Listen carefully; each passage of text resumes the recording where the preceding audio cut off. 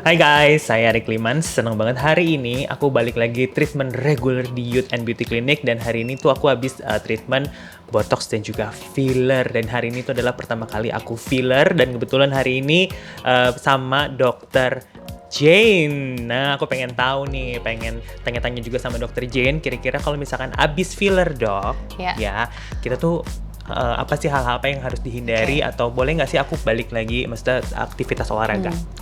Oke, jadi sebenarnya kalau misalnya setelah filler itu biasanya sih kita anjurkan kepada pasien untuk menghindari kegiatan-kegiatan yang bisa meningkatkan suhu tubuh.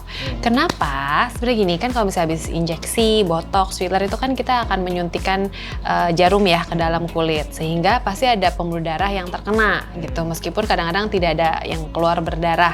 Nah, kalau misalnya olahraga, sauna, atau apapun yang meningkatkan suhu tubuh, itu menyebabkan pembuluh darah tersebut melebar lagi.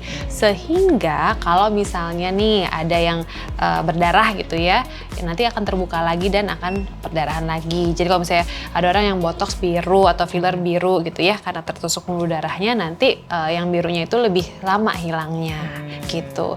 Jadi kalau misalnya dibilang mutlak gak 100% gak boleh olahraga, sebenarnya enggak sih gitu. Cuma untuk menghindari hal tersebut, disarankan untuk kalau bisa jangan olahraga dulu deh seharian gitu. Besok boleh olahraga lagi. Oh, jadi hanya seharian ya dok? Iya.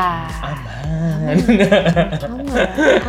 Sama aku mau nanya juga dok. Jadi kalau olahraga tuh bisa ngecengin kulit nggak sih dok? Oke, jadi kan sebenarnya kan orang suka bilang ya kalau olahraga itu sehat ke kulit, karena dengan olahraga peredaran darah ke kulit pun bertambah baik gitu, sehingga nutrisi ke kulit akan bertambah baik juga. Tetapi kalau olahraga yang berlebihan, which is kayak lebih dari 2 jam, 3 jam sehari, justru akan memecahkan kolagen kulit yang menyusun kulit itu yang menjadi kencang seperti itu. Jadi kalau misalnya olahraga untuk mengencangkan kulit tidak efek secara langsung, tapi ada treatment yang untuk mengencangkan kulit, yaitu namanya adalah thermage atau monopolar radiofrekuensi. Jadi ngencangin otot dengan olahraga, ngencangin kulit dengan radiofrekuensi atau thermage. Wow, lengkap bener. Aduh, bridgingnya cakep ya. Kapun-kap ya dok. Nah, aku juga mau nanya, kan banyak teman-teman cewek tuh yang kayak kalau ketemu di gym tuh kayak mereka make upan gitu. Terus sebenarnya bagus nggak sih kalau olahraga sambil make up begitu? Oke. Kalau misalnya bagus atau enggak, tentunya tidak. Karena kan kalau misalnya kita olahraga, nanti pori-pori akan terbuka gitu ya. Sehingga terus udah gitu ada make up. Nah, di kulit kita itu kan sebenarnya ada bakteri. Jerawat pun penyebabnya adalah bakteri normal yang sebenarnya hidup di dalam kulitnya kita.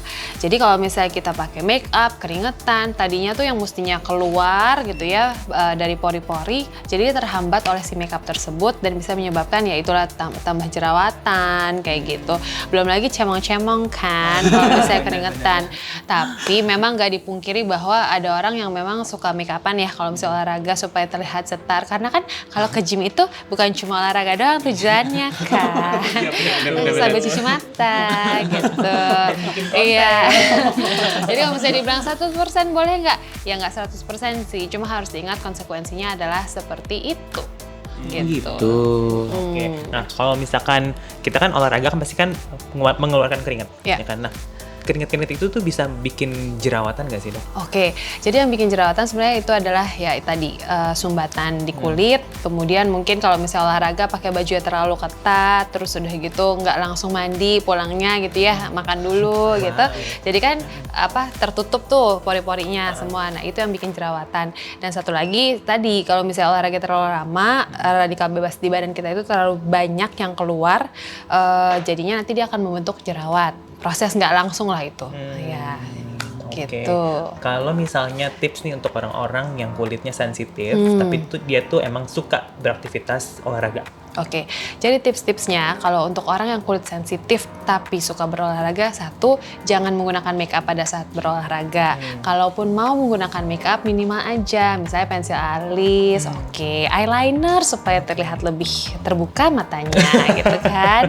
Ya lipen-lipen boleh lah, bukan di tempat yang berjerawat kan itu ya. Kemudian jangan lupa pakai moisturizer yang bahan dasarnya air supaya tidak terlalu menutup wajahnya.